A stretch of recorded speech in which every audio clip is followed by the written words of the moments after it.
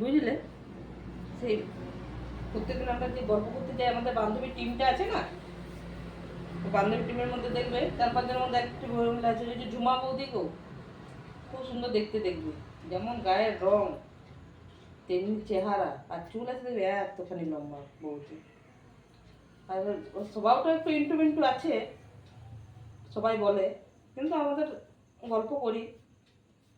তো কালকে গল্প করতে করতে হঠাৎ আমার ওর পেটের দিকে নজর গেছে, বুঝলি?